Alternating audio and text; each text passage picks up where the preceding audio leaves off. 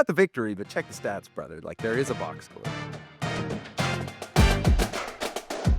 It finally happened. It finally happened. We saw every NFL team on a football field playing against another NFL team. After 6 months of talking about what it might look like, we now know the answers. Welcome to the SumerSports Show. Post week 1, What Have We Learned edition. Lindsay Rhodes with Sam Bruchhaus. We're going to get to our major takeaways in just a bit. But like Sam, sitting on a couch, watching game after game after game, it was a glorious few days for us. It was incredible, and it was crazy how quick the insights came, Lindsay. Like, Yeah. it felt like we had a lot of questions. Obviously, as it went later in the day, we had less questions about teams like the Baltimore Ravens and the Bills, who gave us an absolute show. I think But they're I felt both like gonna be good.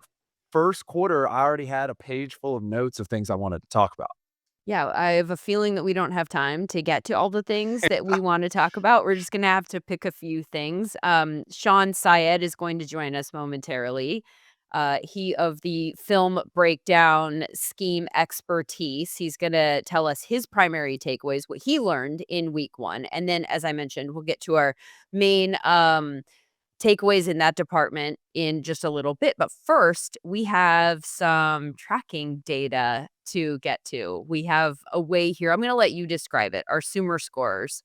How would you describe it from a player standpoint, what it actually does and what we're about to discuss? Right. Our Sumer scores are a play-by-play evaluation of each player on each play. And so the idea is we're trying to divide credit amongst the players instead of just saying, the team did good on this.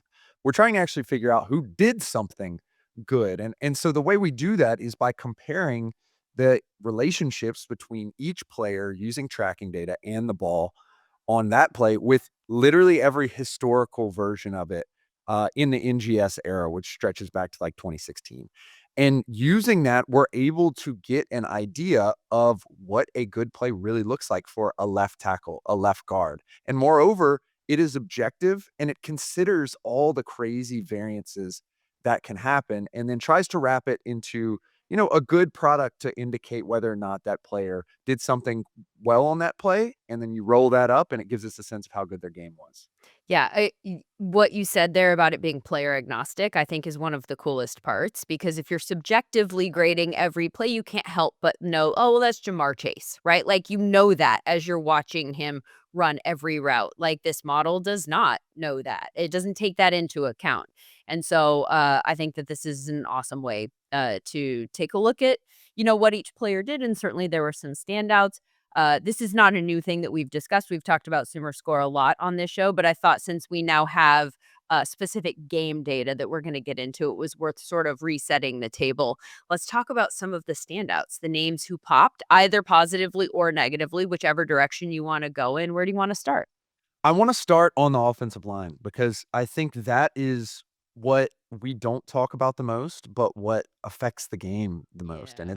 we talked about with Bob Wiley earlier on in the summer, Lindsay, you talked with him about how hard it is to evaluate. So I always like to get a sense of how good these guys played. And I know we're going to discuss a little bit more with Shawn, but Joe Alt was the best pass blocking left tackle in the league this week. After playing last season at right tackle and Correct. filling in for Rashawn Slater this week at left. Big question mark. I don't know that my question mark was so much how he would perform. It was more like how they would fill that gap on the right side, but highly notable that he just went from right to left and then was the highest uh highest score in terms of 100%. And when you think about that Chargers offense last year, it was up and down, man. Justin Herbert was always pretty good. And I think the reason all last year I talked about was because I thought their two tackles were really good. When you go into Brazil, we saw all kinds of stuff happen last year with the Eagles-Packers game. Everyone kind of expected travel to be something and the crowd to maybe cause something with the game. And moreover, you're going against Steve Spagnuolo with a whole offseason to get ready for you. And for Joe Alt to make such a monumentous shift, if you talk to any O-lineman, they'll break that down for you, to the left side against a defensive coordinator who probably would try to attack something like that. him standing tall, protecting Justin Herbert, and what really was an MVP level performance from Justin Herbert really shows how strong that connection is between those two. I think as a little celebration, he took him out with his celebrity girlfriend, Madison Beer, afterward. So, I thought he you was play maintaining that good. they were just friends. Has he admitted now that they actually have we confirmed that, or are we just sort of, like, assuming? They may be just friends, but They when hang you're out a going lot? to the club and you're rewarding your left tackle, you want to bring your girlfriend after an excellent game in Brazil. Alright. I mean, I don't know, I was willing to take him at face value that they were just in a chess club together. Worth noting for LA, Mekhi Becton was literally ranked right behind Joe Alt in pass block SumerScore, and important for that as well, Jamari Sawyer actually came in ahead of Alt with a lower snap filter, and, certainly he's a guard, not a tackle, but 3 Chargers offensive linemen in the top 5 pass blocking scores to just kind of double back on the points that you're making about Herbert. That right tackle, Trey Pipkins, though, much further down the list in pass blocking. Much higher in run blocking, however, he was the highest charger in that department, ranked 30th out of 171 offensive linemen in that category. But they need that right side to stay strong with, Slater out. Okay, so you know who came in right after those 3 Chargers in pass blocking? The person that I wanna talk about here. It's funny that we both went with offensive linemen right out of the gate. Who grabbed my attention was Charles Cross for the Seattle Seahawks, who had a great game going up against Nick Bosa after a whole bunch of concern about off-season hand injury, dislocated finger, wondered if we'd get him back in time to play this game. He was 6th in pass block SumerScore. He was 8th in run block SumerScore. We've never had him ranked higher than the 64th percentile in pass blocking for a season. So if this is the sign or a sign of a next step for him, that would be great news for a Seahawks team that is constantly talking about needing to get better on the offensive line and who seem to have hit on their draft pick with Gray Zabel. And B, would, I think, lead to us discussing a potential extension for him now that Abe Lucas has already been paid. He's Charles Cross currently under contract for 1 year after this one. So that's an interesting one that I'll be monitoring moving forward. Following up on that, though, a Seahawk that kind of worried me, Cooper Kupp. He did not score well on Sunday. We had him 84th out of 127, lower than their rookie Torrey Horton. The reason I am worried about it, and I know you know this answer, rather than writing it off as one game, as I would for like A.J. Brown and Brian Thomas Jr., who also had terrible games in terms of our receiving SumerScore. The reason that I think it's meaningful for Cooper Kupp, or at least like a red flag for me, is because of the way that it continues a pattern of decline that's been established for him in the last couple of years, a year and a half. We talked about this in the offseason. His receiving SumerScores have fallen off a cliff last year after slightly coming down the year before. This could be a blip, I suppose, or it could be a sign that he's just not going to be that guy anymore. It's really interesting talking about both Cross and Cup and the relationship with Darnold because the offense looks radically different than what the offense looked like last year. Last year, there was a lot of pass rate over expected for the Seahawks. There was a lot of kind of shotgun play action going on. And now it's moving into a world where with Clint Kubiak, you're going to get a lot of under center play and you're not going to get a ton of play action. So it's very interesting to note, number one, that Charles Cross was able to stand tall against a pretty good and re-coordinated with Robert Salah defensive line for the 49ers without the help of play action. As it pertains to Darnold and Cup, those are two players who played with KOC and Sean McVay, two of the foremost utilizers of play action. And if Cup is not going to be the same level of athletic guy that he has been in past years, the question remains is he just going to be able to get open without play action, without motion, without all this other stuff? I think that remains an outstanding question, and it remains a much bigger question for Sam Darnold, given that a lot of the same stuff is going to be in place as was with KOC and the Minnesota Vikings, except play action. And I think that major item is something to continue watching, in particular with those three players that you named, Lindsay, because that is such a big deal in this league, and particularly in the in the NFC West, where you're having to deal with Jared Verse, you're having to deal with Nick Bosa, and you're having to deal with a retooled Arizona Cardinals defensive line and a pretty respected defensive play caller in John Gannon. Cooper Kupp's former teammate Puka Nacua, notably crushed. Like, I mean, let me know if you get tired of us telling you how good Puka Nacua is, but, like, I would be remiss if I did not mention that he was number 1 in our receiving SumerScore in week 1. Bro had 11 targets and a 90% catch rate and, was checked for a concussion twice. So, like, this wasn't even, like, the perfect storm for this game, but there oh, yep, still number 1 SumerScore. Like, we're just gonna go ahead and slot him in there, I think, consistently, it seems. Keep in mind that Puka has been, I wouldn't call it relatively injured, but he has missed games in his career. But Puka Nacua is the only player in the sample that we have for SumerScore who, on a play-by-play basis, has always been an offensive player of the year level wide receiver. The reason why he has not been in those discussions is because of injury. So if we can get 17 games of Puka Nacua, Lindsay, we're Oh my god, fingers hopefully crossed. going to see something that is on the level of the Cooper Kupp year, on the Jamar Chase year last year. Hopefully we get to see that, especially given that Sean McVay is dialing it up for him. I mean, and by the way, not fingers crossed, for Rams purposes or anything like that, but, like, I think we all deserve to see a Exactly. good We love 17 football. game sample size out of Puka Nacua. 100%. And we get to test that we said earlier on in the year in that we think he's just like certifiably a top 3 wide receiver in this league alongside Justin Jefferson and alongside Jamar Chase. That was not the consensus, but you look at literally any advanced statistic and he is an absolute beast at those statistics. He is. He is. Who else? I want to look at the defensive side of the ball, and I wanted to look at teams who everyone thought was just going to be miserable, and they popped up in Sumer scores. And unfortunately for me, as a Louisiana native, the New Orleans Saints, not a lot was expected. There was expected to be major regression from their older former All Pros, and no one really believed in their young players. Demario Davis is 36 years old. I can understand why there will be regression. We talked about the offensive lineman, Lindsay, about how they're hard to evaluate, and that's why I like to use these scores to evaluate linebackers, at least descriptively as well, because they give us a sense of who's really playing well. Demario Davis was very good in them last year. Once again, he is extremely good at them last year. I got to shout out Fred Warner, too, who was also very good against the Seahawks. But it was quietly an above average game from the Saints defense, who have moved pretty cataclysmically from a Dennis Allen defense to a Brandon Staley defense that looks radically, radically different.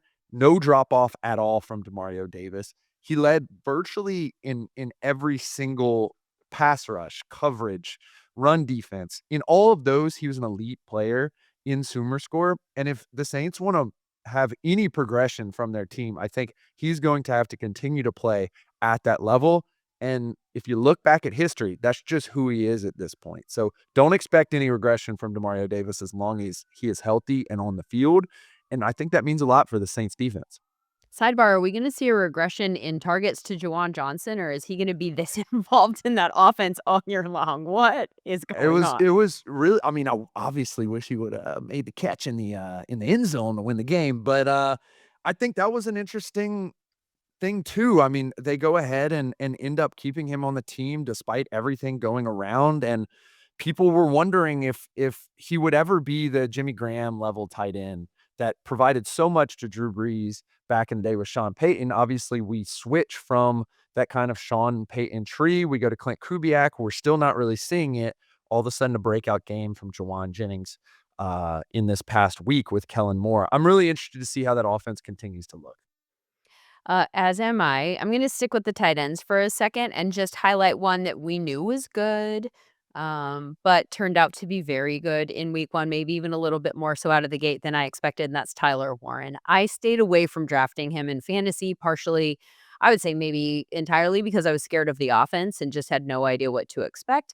And it was obviously just one game, and it was the Dolphins, and they looked not great, Bob, but Tyler Warren was as advertised. Receiving SumerScore at tight end, he came in at number 2.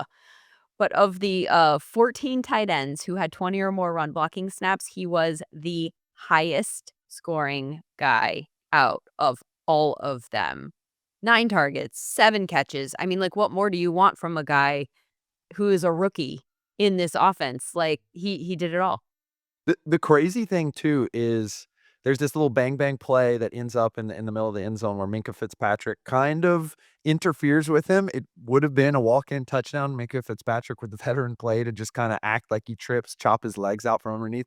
So this game could have been better for Tyler Warren. I think there was a lot of discussion going into the NFL draft about how, you don't necessarily know which tight end is good. You don't know if Colston Loveland is better. You don't know if Tyler Warren is better. You go with the consensus. You try to figure it out. Maybe you wait until a guy like Mason Taylor, who played 100% of snaps, and just go with him to try to get more surplus value.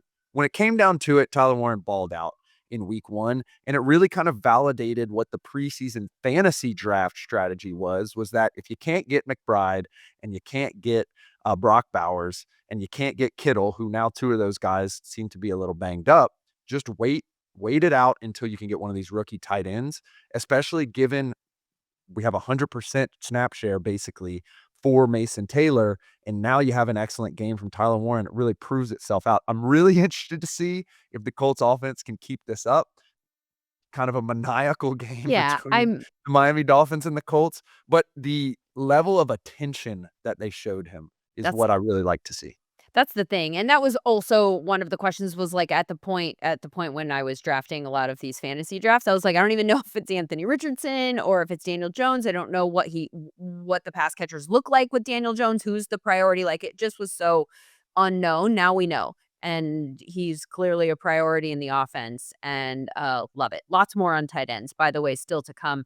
Shawn Syed is here, so I wanna get to him in just a second. First, though, I just wanna highlight really quickly that it was a good week for some of the rookie running backs as well. Rough week for some of the best running backs in terms of our scoring. Bajan, sorry, retraining myself, near the bottom of the list, very high in receiving, but run was not as good as normal. Gibbs was low. Those are just weird flukes of weeks, right? But RJ Harvey and Bill Krosky Merritt were 1 and 2 in run SumerScore for running backs, certainly notable. And then Dylan Sampson was the highest pass route SumerScore for running backs. He was very low for rushing, though. But I thought it was interesting that the leaders in both of those categories and 1, 2 in the run category were both rookies. Yeah, it's great to see because the whole thing about this rookie class was there's a ton of dudes Yeah. at running back, and we're talking about guys who were picked in the 3rd round, the 7th round, undrafted guys. It's just a lot of great running backs, and I like to see the ball run well, Lindsay. I don't know about you, and so it's exciting to see those guys get reps, number 1, and number 2, take advantage of them. All right, more of our takeaways in just a bit. I mentioned that Shawn Syed is here. He's ready to join us. Let's bring him in and we can hear about should we start with the team that I know he pays extra special close attention to, and that is the Eagles, who this feels like it was like years ago at this point now, kicking off the season on Thursday. But there were a lot of questions afterward about what happened with AJ Brown. And I know you went through that tape with a fine tooth comb. What'd you find? Lindsay, it was really interesting because when we think about AJ Brown, he is a player that you expect to be fed in every single game with double digit targets over and over. And the first thing I wanted to do after the game was absolutely just see, what was the plan for Brown overall? Was it something the Cowboys defense was doing? Was it something Jalen Hurts was looking at? And early on, I really actually felt like the Cowboys like zone coverage was pretty good. I thought they did a good job kind of crowding Brown's space. But the way that Brown was being used, he was sort of breaking inside back towards that middle of the field area pretty often, where you're going to have more resources from the defense to be able to sort of undercut that route. And then by the end of the game, kind of on those last 2 drives, now we bump him inside a little bit. Now we're running him on those out-breaking routes towards the sideline where you're getting that sort of one-on-one. This is an isolation that we all know and love because AJ Brown constantly wins on those. So it's going to be interesting just to see how things kind of go forward with, is his usage going to change? Is it something where they expected something from the defense and got something a little bit different? I'm going to be excited to kind of see how it goes in week 2 because I don't expect the rest of the season to have one AJ Brown target per game. No, certainly. I was wondering at a certain point in the game, like, is he hurt? Is he out there as a decoy? Somebody mentioned that he was running a lot of short routes, that he wasn't going long on a lot of them. Did you find anything that made it seem like that was possible, or do you think that that's probably not what was happening? Yeah, I mean, there's always a chance. It's always hard, I think, to speculate on injuries. He had, I believe, an injury during training camp. Is it that, hey, that lingered? I'm not sure. I think there were some people that said, oh, he's not cutting kind of out of his routes at that same level. I think we'll, internally can look at sort of our internal tracking metrics for Sumer to see, okay, how fast is this player moving kind of versus the past. I don't think he was being used as a decoy, though, because there were a bunch of examples. One example where he's isolated on one side, you have 4 eligible receivers to the other side. Like, they were clearly trying to get him the ball. Like, that is an important thing for me, where it's not like they forgot that they had AJ Brown. I think it will be seen, is there any reporting on any injury? I don't believe he's on any injury reports. I think we can only sort of, take that information and then take kind of the movement, the tracking information from him and go forward there. He did, by the way, I mentioned the Sumer scores and where Cooper Kupp was. I noticed A.J. Brown was right ahead of him in the wide receiver ranks, which is not at all where you would expect either of them to be, but feels like an off game to me. And I know that we look at what we see from him specifically, as opposed to whether he was targeted, whether or not it was like, is he creating separation? Is he making the most of his opportunities? And it looked like something was off for him and not just the offense, at least our AI metrics seemed to think so. There were other games that you obviously took a look at. The Chargers on Friday. What the heck happened? What was different? I hated the fact that people were talking about, well, maybe not people, but the post-game show kept saying that it was like a career-defining game for Justin Herbert, and I was like, have we watched Justin Herbert play? This did feel like taking a step forward maybe in terms of putting it all together, but that also feels gross to say because it's week 1 and it's 1 week. But that said, something did seem to click. What did you notice? I mean, one of my favorite parts was in the post-game interview. They're like, hey, Justin, how'd it feel? And he's like, oh, just another game. It's like, all right, Yeah. Justin. I He's love so that. boring, and I love it.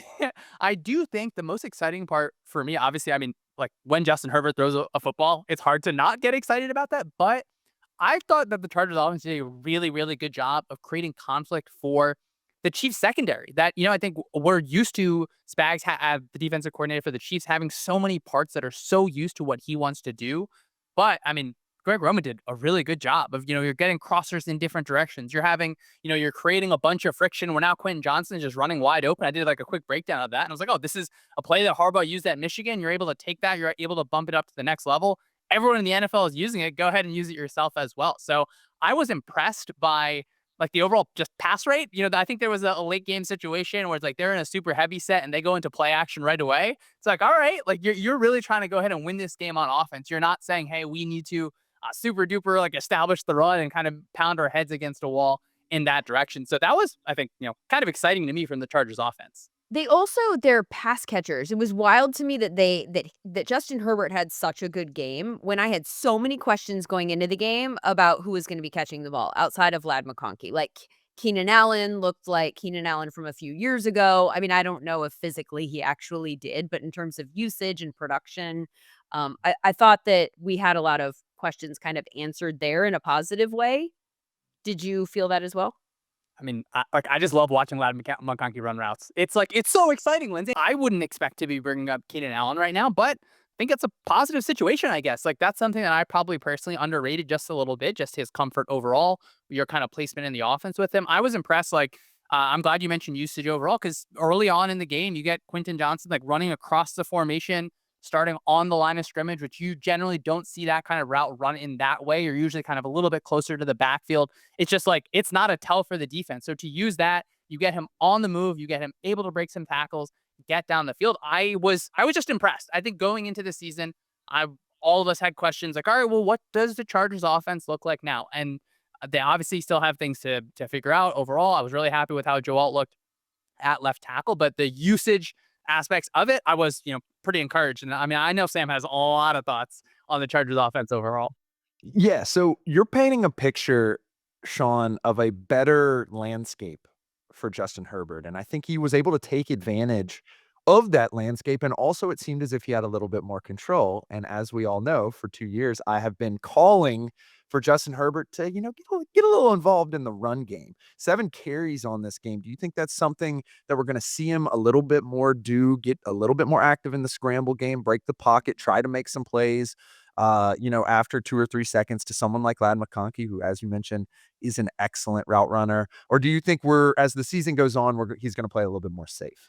I wish everyone could see like my text message thread where whenever a quarterback scrambles, I know the first like notification is going to come from Sam Bruchhaus. I just know it's going to happen. Even on the ones that Herbert got called back for. I think when you look at Herbert generally, maybe early on in his career, you can say, oh, he's a little bit too robotic where he's just going 1, 2, 3, check down. Like, can you kind of have some creativity within that? We all saw it on the game-winning play, right? Like that pocket gets broken. This guy is gone and he is hard to stop on the ground. Now, am I, Sam, personally designing 15 carries for Justin Herbert? I don't think anyone is going to do that just because of how valuable he is as a passer. But if you're able to create just a little bit more with those scrambles, I kind of think that was a theme overall from week 1 where we just talked about the Eagles.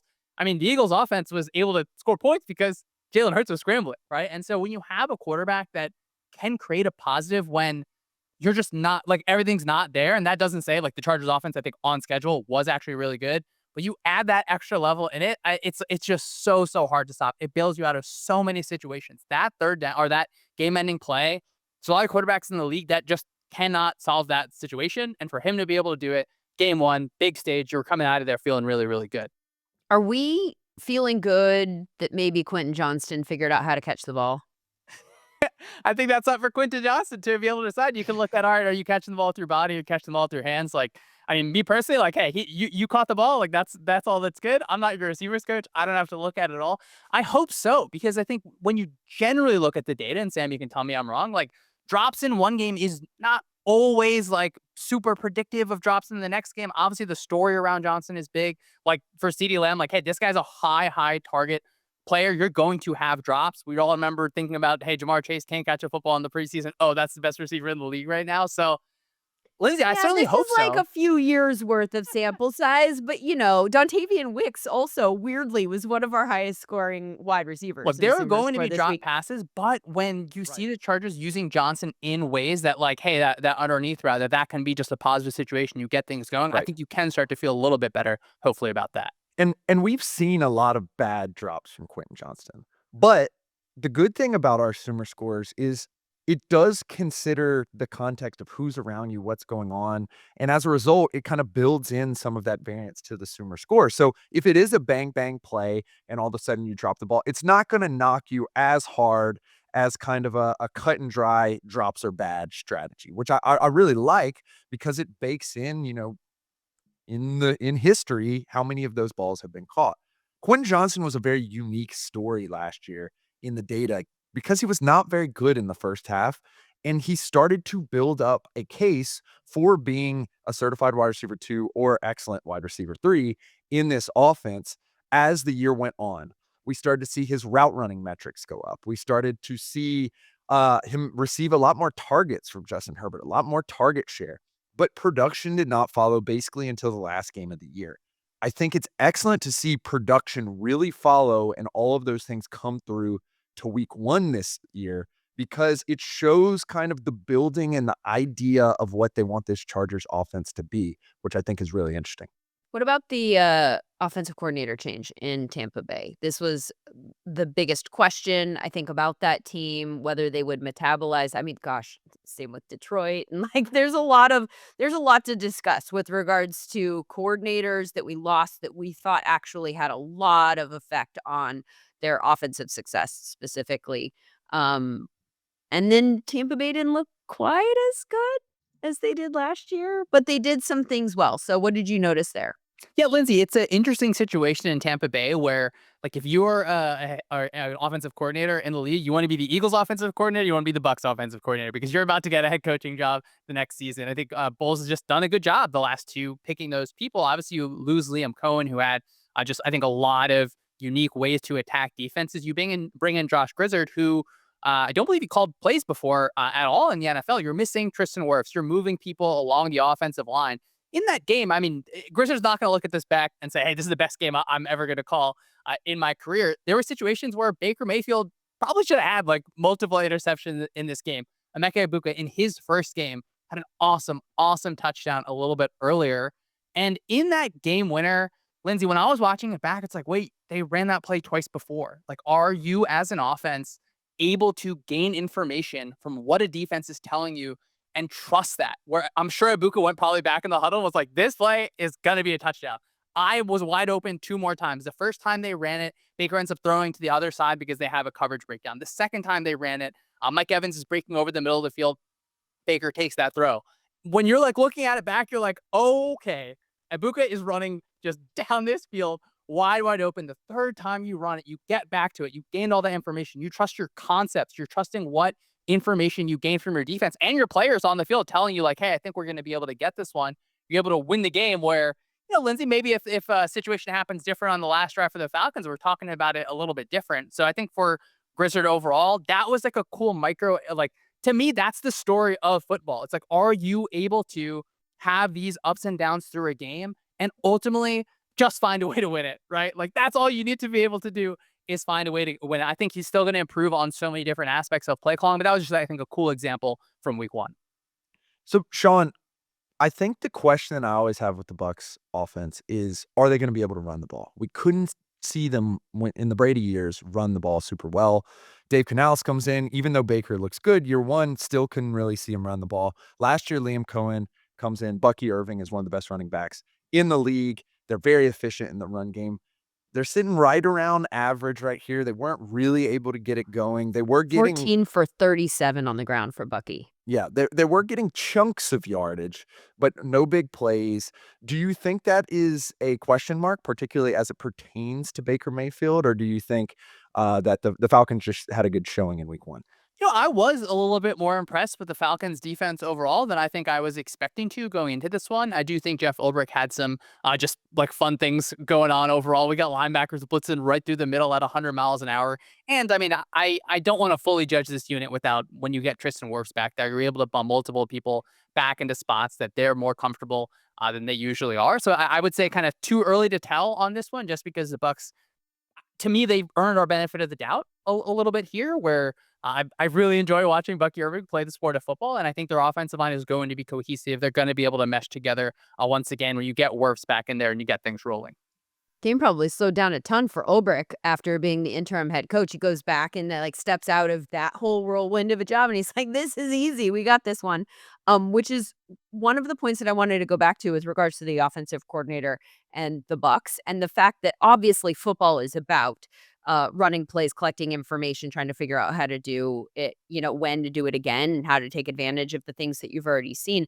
But do you, and I think this is a question for both of you, do you think that it's impressive that somebody who is calling plays for the first time has the wherewithal to do all of those computations and then go back to it at the right time? Because we see, when people are head coaches for the first time, just kind of like, get that deer in the headlights and all of the gamesmanship that you absolutely know how to do on your couch kind of is like there's too much going on, right? Like, so it strikes me that that might be interesting that he was able to like call on that at the right time. I think it deserves at least a little bit of credit. Again, I don't think it was a perfectly called game overall, but if you're trusting the people around you, or if it's, hey, just in his head, I feel pretty confident that Ibuka would have said, like, guys, like, please do this one. And so I think to understand and have that trust of everyone in the system and understanding, like, hey, like, I don't have to be the one that is leading every single time. I feel confident that, like, Grizzard had multiple people around him. Like, everyone is coming together on that decision. I actually don't know if Grizzard is on the field or in the box. I assume he's on the field, and a lot of times there's a positive because you are talking directly to players. They're coming up to you and say, like, I was wide open, and then he can look at his eyes and say, you know what, you probably were. And then up top, they're looking at the still shots and say, yes, like, this guy was wide open. Baker can see it. You can get to it. So I think absolutely deserves a little bit of praise. And it's like, it's always a little showy, right? When you can kind of see it on the field, because every offensive coordinator is going to have like 15 examples per game where they're like, oh, like, this was exactly set up from this play, but it just didn't end up in the game-winning touchdown. Yeah, and Lindsay, having been on the headset where the plays are being called, signaling in the plays, uh, during my time at Tulane, there is a lot of bullets flying. I mean, you got to consider the personnel. It's a little different on offense, obviously, because the personnel is more reacting to you on the other side, but you have to make decisions about the personnel you need in there. You have to make decisions about your play calls on first and second down versus third down. You're getting information in from the analytics team or the ops team about what at which point you will go for it on fourth down, and you're getting that information as early as first down and trying to chart out 2-3 plays earlier. It's not even considering hot zone, red zone, check with me's, all this other stuff. There's a lot of bullets flying at any given point in time. So it is pretty impressive to see at least some type of plan long term and the ability to identify live, which I think is extremely difficult. You do try to go in with a good process, you do try to stay with it, but the ability to identify live is a sign, I think, number one, that Grizzard it has an arrow up, but more importantly, Mhm. I think that this offensive staff probably is working together well, which is difficult enough at any given point in time, much less giving your first time playing calling plays. On the flip side of the, offensive coordinator loss situation, and Sean, I don't know if you've had a chance to go through the Lions tape in much detail, but I would love to get your thoughts just, about what you saw about the Lions and any takeaways that you have about the loss of Ben Johnson. I've been kinda going through in that Netflix quarterback show, like, slowly, and I just happened to have watched the episode with Goff, where he's standing on the field and he's literally saying out loud, like, "Wasp, wasp, wasp, give me wasp." He, like, wanted a specific play. Obviously, Ben Johnson can't hear him, and then, of course, Wasp comes in on the headset, and he was making a point about the fact that they were so aligned and, like, on the same page, and their relationship, and maybe I was watching it specifically because I knew we were trying to figure out soon what Jared Goff was gonna look like without Ben Johnson, but it was an interesting episode to watch right before they took the field, without him, because there was so much made about their relationship and how important they were to each other, and, I was wondering if that actually might have had an effect, more so than I thought it was going to probably. I mean, Lindsay, I'll tell you the first thing I felt when I was watching the film is, hey, these Packers guys are pretty good. These True Lions story. Packers can really play 100%, football, yeah. so that is fun. But you look at how like his Goff had a really low average depth of target in this game. I think the last time he played against the Packers, he did as well. And John Morton, that offensive coordinator for the Lions, now he was an assistant still in Detroit in 2022. So maybe you have some overall crossover there. I wouldn't expect the offense to like feel the same way in week one as it would in the future. I'm really curious, and this is something, Sam and I certainly talked about all year, just how you feel about your offensive line overall. Where, I mean, in this game, I thought Lucas Van Ness was able to produce a little bit more than I thought I would have expected, kind of just coming in, just based on what we've seen. So, is it a situation where your offensive line makes you feel a little bit less comfortable? Is it a little bit of, hey, teams are going to be able to play zone coverage because Ben Johnson's not there, stretching us in the same ways? I mean, I was surprised looking at the game where Jahmyr Gibbs has something like 10 catches, which, great. I know all the PPR fans are happy about that. You get like 31 yards. And I think that is a little bit of the product of how the defense is forcing you to prioritize things. So certainly a long season, and no one loves week one overreactions more than me, but it's certainly going to be something that we are looking at over and over and over. But it wasn't even just, Jahmyr Gibbs, although, like, 10 targets is wild, though, like, you are, throwing to these guys in the short and intermediate areas of the field so much more than Amon-Ra St. Brown, and J-Mo had 11 targets combined, and then don't even get me started on Isaac Tisslaw, please. Please just get him involved, like, the one throw is that catch in the end zone. I don't wanna get ahead of myself with him, but I think he could be an interesting piece here. But it felt like obviously there was something there that maybe the Packers had done to take those guys out of the game, but also the Lions of old would have found a way around it. And so I'll be interested to see if they can like find a way to get those guys more involved next week. I think that that's the thing I have circled. Yeah, and I want to headline too, Lindsay. It was very interesting to see Morton in that position with the Lions, which I think Dan Campbell still has a big kind of grasp on that offense as well, because we got to see Tanner Engstrand and the Jets play, and we also got to see BJ coach a team in the Bears. And from both of those teams, we saw at least the intention to make a lot of middle of the field throws. We weren't really able to see Caleb Williams complete a ton of middle of the field throws, but we were able to see Justin Fields complete them. We did not necessarily see that from Jared Goff, and we have come to see that time and time and time and time and time again, to the point where we believe that he is one of the best quarterbacks in this league, particularly at doing that. So I'm definitely going to keep an eye on that middle of the field rate across the Lions tree, I guess, or the Ben Johnson tree for the rest of the season. Good stuff, guys. Shawn Syed, thank you so much. Appreciate it as always.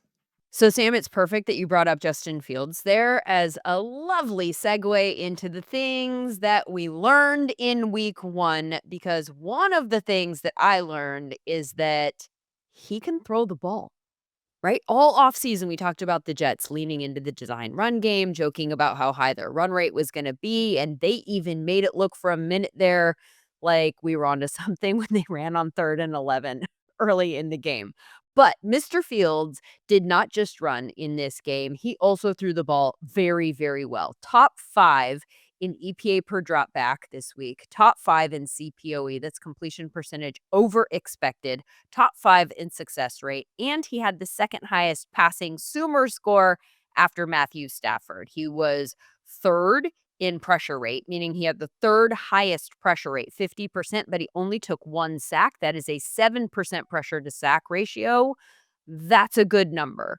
Offense had a 50% success rate on early downs. They clearly didn't win the game, but obviously it wasn't because of the offense, which scored 32 points and held the ball for 32 minutes. As Zach Rosenblatt pointed out in The Athletic, New York had been 53-1 when those bars had been cleared before Sunday's game. So I feel like there's a lot that we learned there. Yes, it's one game. Slow your roll, Lindsay. We have a large sample size relatively of him not being a particularly high-end passer.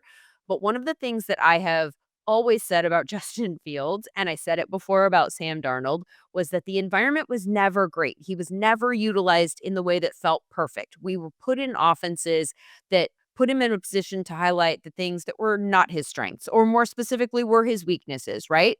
So in this particular case, we know he can run. But the fact that he's able to take the field in week 1 and put those kinds of passing numbers, I think, is a very good sign for his potential for the rest of the season, and obviously for this offense's potential as a result.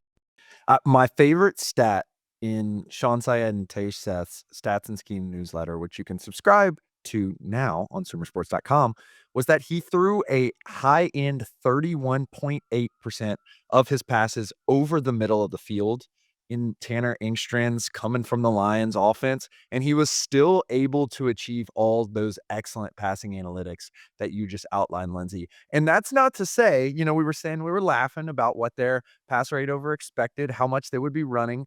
He still had 10 designed rushes. This was like the Sam Bruchhaus Super Bowl game. It was beautiful. It was excellent to watch. It was an excellently called game from Tanner Engstrand. And he was very successful in those design rushes. And so the real question is, given the nature of the middle of the field passing game, is he going to be able to keep up that level of difficulty on his throws, and in particular, that completion percentage over expected? We know that the middle of the field is the 3-point shot in the NFL. It's a little bit more difficult, but it comes with big efficiency boosts and big plays. We've seen Ben Johnson take advantage of that and turn Jared Goff into one of the better passers in this league.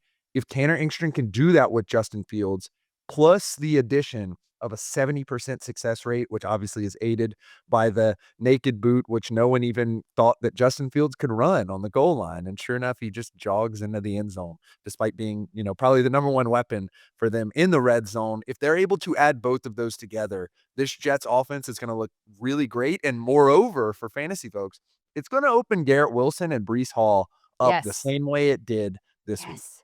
Well, and notably, Breece Hall scored very high in our Right. SumerScore metrics. And I thought was incredibly interesting, considering, at least within the fantasy space, a lot of discussion happened in the last month Right. about whether or not he was going to share that backfield and or be usurped by Braylon Allen. So That's not even to say that they didn't get opportunities. Like, Braylon Allen got a lot of opportunities. Isaiah Davis got a lot of opportunities. Like, this has very much the capability to be an egalitarian offense, much like the Lions have been, where Jameson Williams some weeks is fantasy relevant. And then there's the studs, Garrett Wilson, Amon-Ra St. Brown.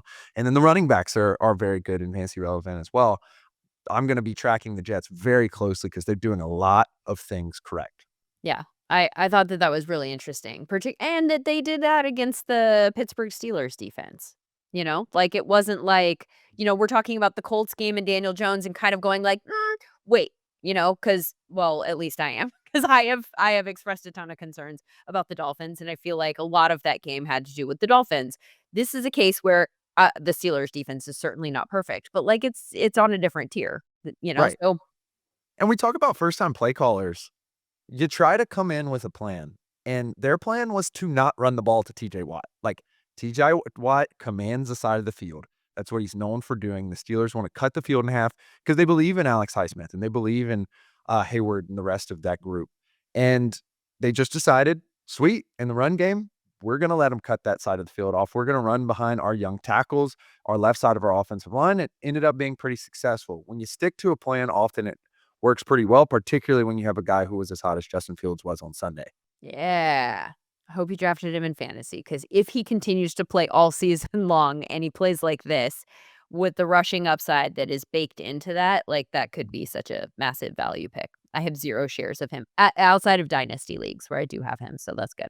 100%. And Lindsay, this must just be the game where we were learning and learning. We were in the classroom, Oh, what'd you reading the learn? textbooks, because a question that I had no no idea what the answer was going to be coming into the season was going to be what the Steelers offense looked like. Was Aaron Rodgers going to win out and we were going to see the same kind of shotgun, pre-snap, quick throw stuff that we saw last year, or was it going to be the Arthur Smith offense? I went back Who's and in looked. charge here? Exactly, who's in charge here?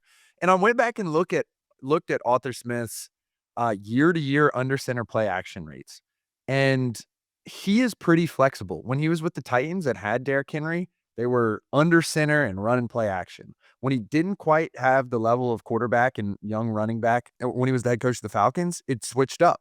He was kinda more egalitarian. They weren't necessarily doing a lot of the under center play action stuff. Last year, they were back in the top. That is what they're going to look to do this year. The interesting part is Aaron Rodgers had a very high sack rate in week 1, one of the highest in the league. As a 40-plus-year-old quarterback, is he gonna be able to sustain that? And as someone who we have seen rattle the cage from time to time, is he going to be able to sustain the mentality of getting hit, especially if it comes out to what, at the end of the game, in terms of expected points added, ended up really being an average offense this week. They did not achieve the most. They got the W, but on a play-by-play basis, it wasn't that successful. And so, or at least, you know, imminently successful when you have that type of guy getting hit so many times.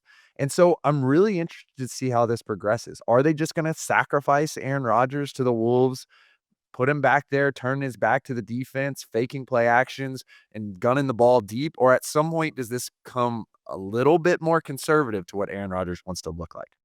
I feel a little bit similar to the way that I felt after Russell Wilson played his first game with the Steelers last year, where I don't want to be Debbie Downer and I know that it comes across that way, but like I just want to wait and see. Like, I'm in a holding pattern, and I know that he felt and he said into a microphone that he thought he had showed the Jets that he could still play football and like proven them wrong.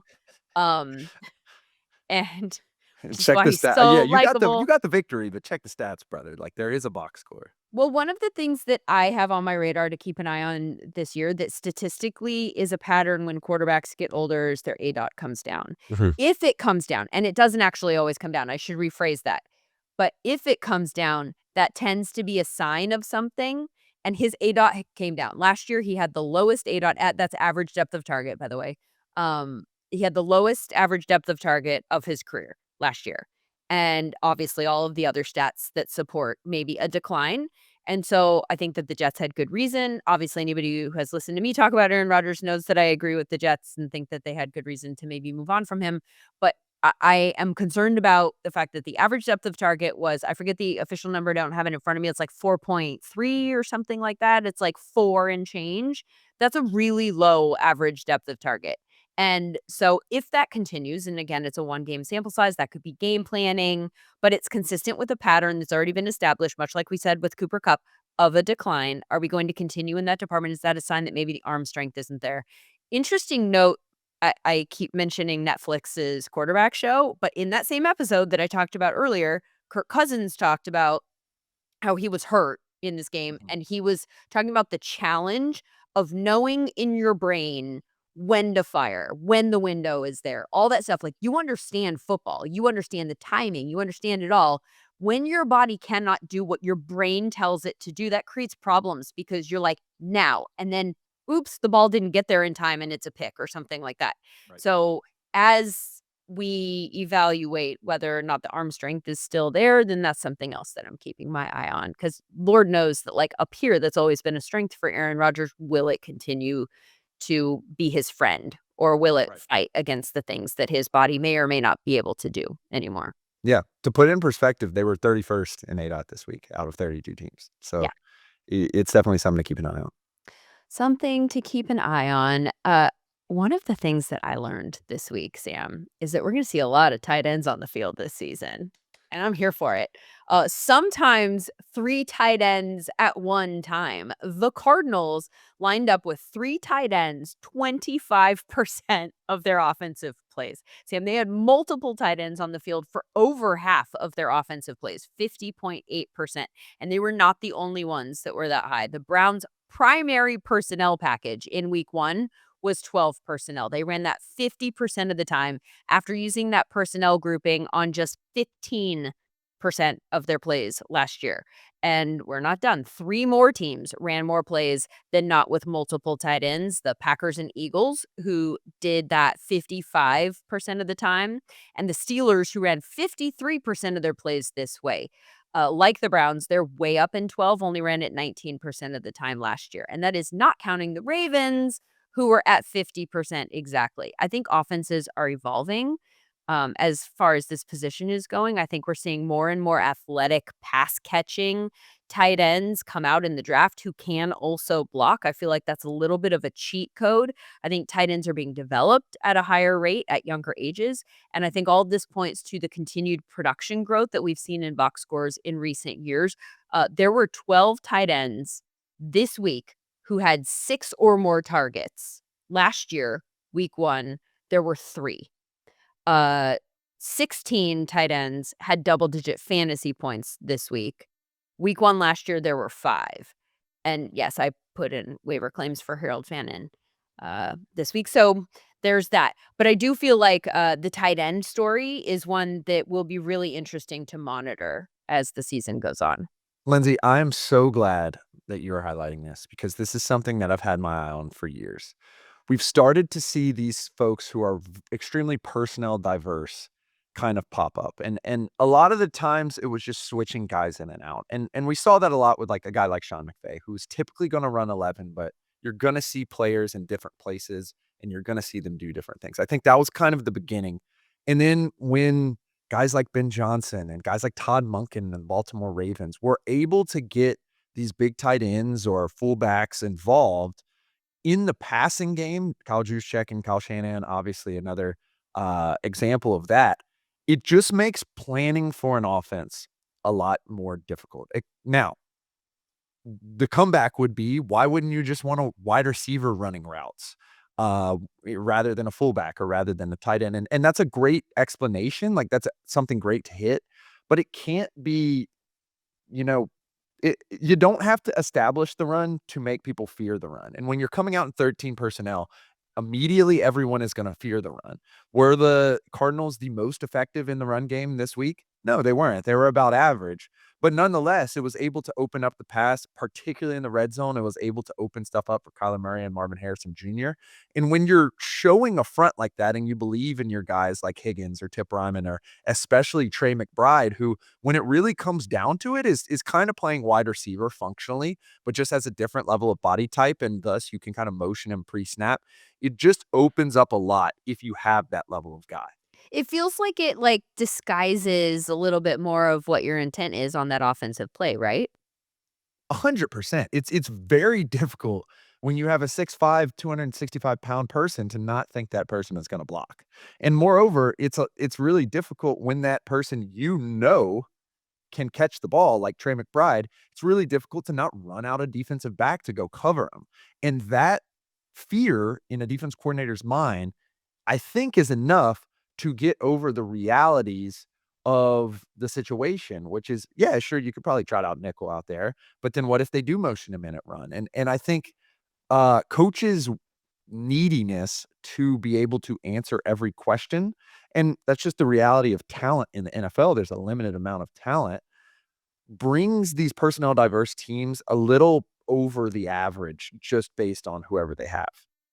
Love it. I love this week was so fun learning all of the different things. What else was felt particularly memorable for you? The thing that I had to figure out was who was getting the Liam Cohen bump. We Yeah. saw Liam Cohen, as we discussed with Sean, turn a Was there rushing going to be offense. one Exactly. even? Was there Yeah. going to be one? Of course.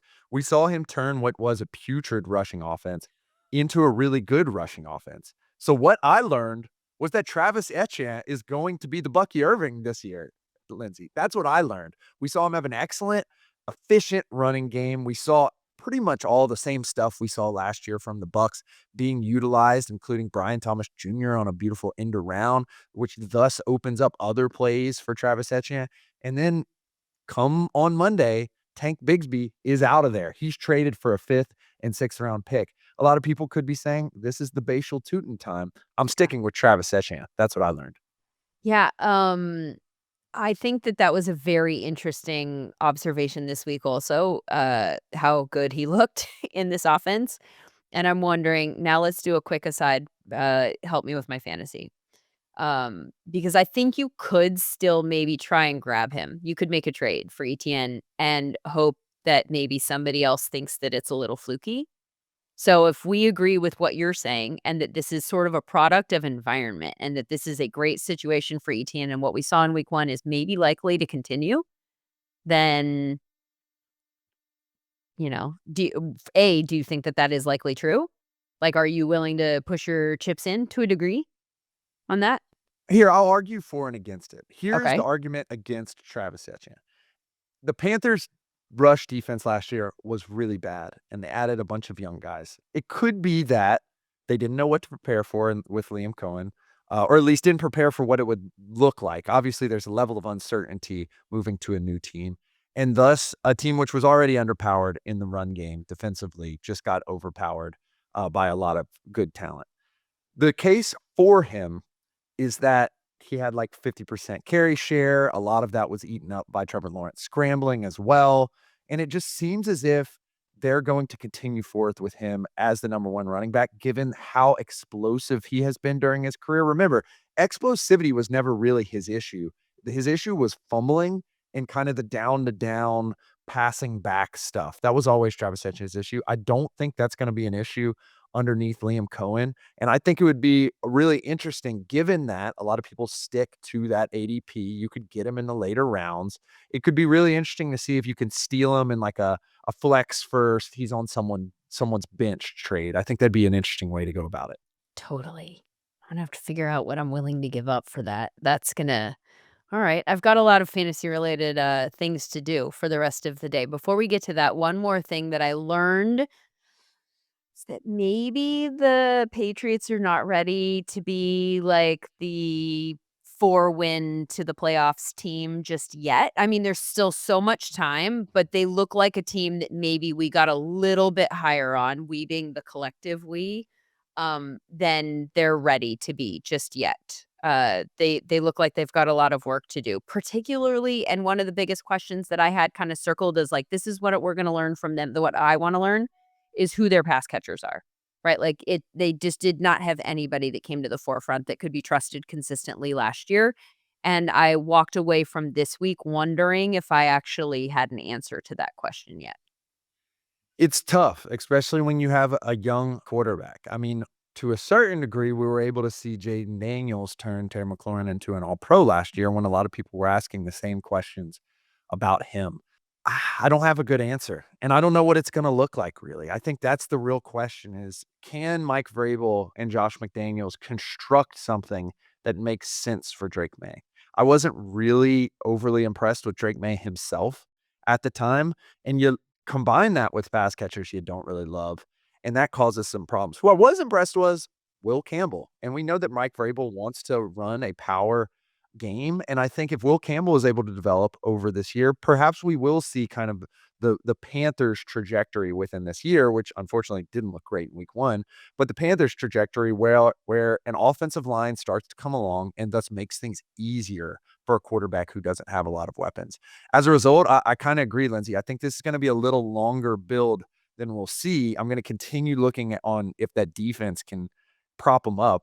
Weren't really looking great either. I think this is going to be more of an average team than kind of a jump team. And I think that's primarily just because I trust Mike Vrabel and Drake May's athleticism, and obviously can have those big spike games, but you got to deal with those downside games with kind of the whole pass group. And it seemed like that was kind of what happened in week 1. Let me ask you this, and I'm putting you on the spot, and I don't want to do that in order to say, like, no, I'm not excited about this person. But Keishon Butte, how do we say his last name? Kayshon Boutte. I just wanna call him Booty. Okay, so he had a pretty good game, over 100 yards, right? Like, this was clearly the pass catcher that had the best game on this team. By the way, they targeted 11 different pass catchers, which is another thing that sometimes is the sign of a healthy offense. In this case, I wonder if it's not the sign of a lack of a target hog, right? Like, you want someone that's your guy, and the fact that nobody really emerged and they just kept like, spreading the ball around, in this case, I think might be a negative sign. But Kayshawn, 103 yards, a catch rate over expected of plus 27.5. EPA was plus 8.4 yards per route run, 2.5, right? Like, it was a good outing for him. He's not a big name. He's not somebody that we would even have really considered to be the guy in New England this year. But his last 3 games of last year, he also produced, in 2 of the 3 anyway. So now including this week, in 3 of his last 4 games, he has 5+ catches on 7+ targets and 95+ receiving yards. And so I'm wondering if there is a chance that you think that he might actually be the answer and that we were just looking in the wrong direction? Or do you think that that is unlikely to consistently be the case? Yeah, I think you got to look kind of at the whole picture here. And a lot of the discussion with him was about like some of these big drop games. Like last year with the Jets, he has 2 drops, Titans drops. Like I'm almost putting him in like the Quentin Johnston category to a certain degree. And I think, frankly, I believe a little bit more in Quentin Johnston, but it is good to see this type of progression there.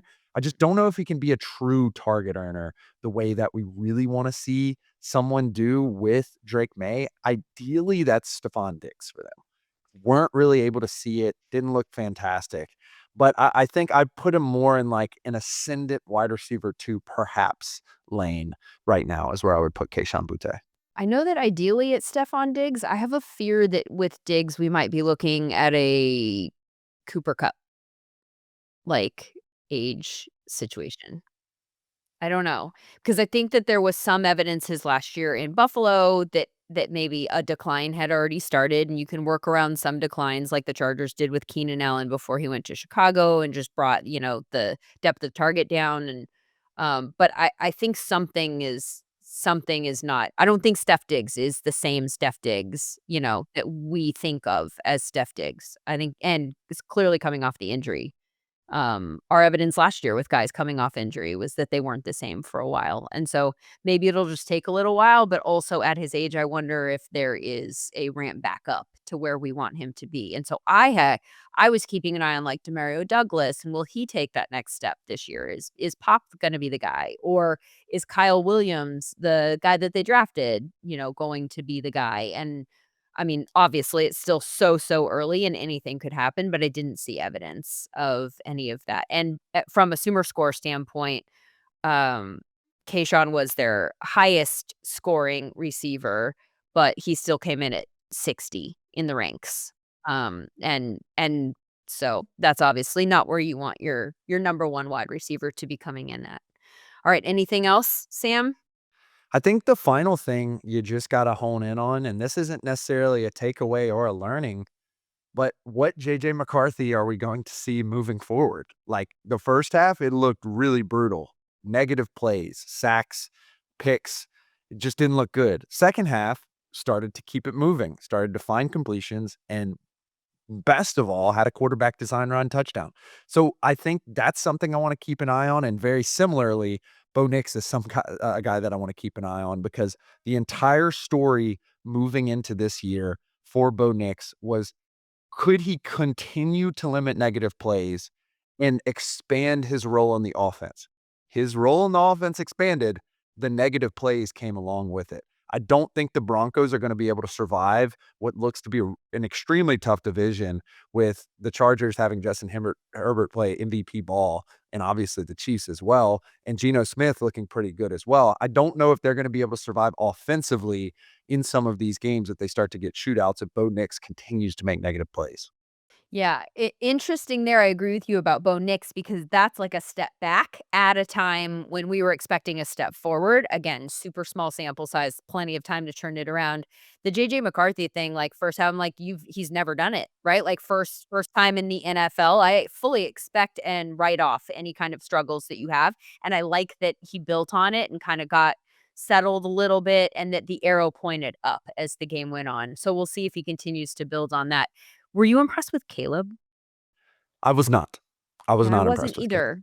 And I really wanted the Bears to look very different. And I highly suspect that any Ben Johnson effect would take a minute to kind of, establish a rhythm and get on the same page and stuff. But I went back and I watched his lowest scoring SumerScore plays, which is a rad thing that our engineering team has built out, that we have the ability to kind of like have, links to the video there. And so I can click over and watch what, like, okay, this one we scored poorly, like, what happened.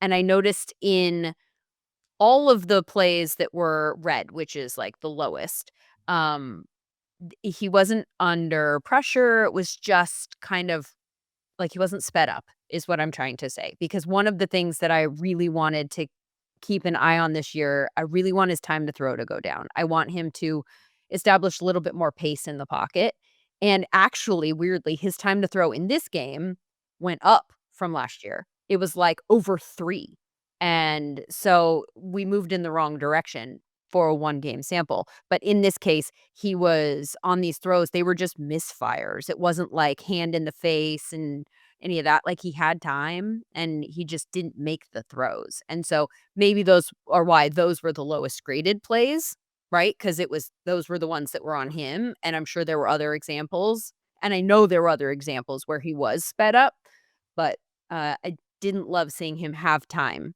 in this many opportunities that I watched where he didn't make the throw. I think the thing that troubled me the most is it felt like things were there offensively. And to a certain degree, given the level of talent and the level of talent they've added, kind of know they were there, especially over the middle of the field. We just saw him either decline to make the play, which Troy Aikman called out several times, or miss the play, as he did notably across the middle with DJ Moore. So the first drive, or the first 10 attempts, everyone was getting really excited. But what I was thinking is, like, this is the Caleb Williams offense. And we've seen Caleb Williams run the Caleb Williams offense in the National Football League, and it ended up in exactly what happened in the second half. Sacks, balls not getting completed, confusion, and it didn't feel like the Ben Johnson offense. It felt like people were running the Ben Johnson offense. It just didn't feel like Caleb was on the same page. And so, despite them moving the ball down the field, despite him making big plays, I I don't wanna say I don't know if he can do it, but it certainly seemed as if it didn't look like what it looked like with Jared Goff. That's all that I'll say right now. Have you looked at the week 2 schedule yet? I have. I got the Chiefs-Eagles really circled, because that's gonna answer a lot of questions, because I think they're gonna get after Jalen Hurts. I don't think we're gonna get Jalen Hurts scrambling all over the place this week. Obviously, I was excited that Justin Herbert was scrambling all over the place, but I'm interested to see what that defense looks like. And I'm really interested to see what an Eagles defense, which has some massive holes, particularly at the cornerback position, matches up against the Chiefs now they have Jalen Carter back. Ooh, we've got Steelers Seahawks, and I say ooh because I'm interested to see the Steelers offense go up against the Seahawks defense. Another game where we will learn a lot. Kind of the opposite as it pertains to play action with the Seahawks. Didn't run a lot of play action. I think this is another great learning game because we're going to get some heat coming at Sam Darnold from both sides this time. We're gonna have Alex Highsmith and we're gonna have TJ Watt coming at him. I wonder if he can maintain at least the level of success. He was 10th in SumerScore last week. He was 10th in SumerScore last year over the aggregate. Obviously, that came down at the end of the year. I want to see if he can maintain that level of play, given all the changes with the staff there, and also given that he'll be facing a pretty good defense. Very good Thursday night game to start the week. I'm not sure how frequently we're gonna be able to say that. Commanders Packers is a great one for obvious reasons. And then I just need to, for 5 seconds, say, why are we playing football at 10 Eastern on Monday? Like, that game starts at 10 o'clock Eastern, Oh, Raiders that's right. Chargers. Yeah, And I because it's know the that doubleheader. that's a West those are 2 West Coast teams, but, like, don't we all we all watch prime time? Like, you in New York are gonna have to start watching a football game at 10 Eastern, which just feels like bad process. But Season. It's season. You know, you're gotta be locked in, East Coast, Imma be locked in. Imma probably have to get a coffee or something, and Imma be sitting watching Chargers Raiders see, if on, I had a Monday night. I've now reached the age where I can't have a coffee at night or else I won't sleep for the entire rest of the That's night, kinda the and point. that's a sad age to be at, Sam. I don't wish that upon you at some point. Okay, this has been super fun. Week 1, we learned a lot, and there is so much more to learn. Hope that you will stay with us here on this ride here at the Sumer Sports Show. Go to sumersports.com for all of the advanced data that you're looking for, and please make sure to subscribe at sumersports.com to the Stats and Scheme newsletter, which has all of the advanced game previews for every single week 2 game, a few of which we've already mentioned. Thanks for being with us.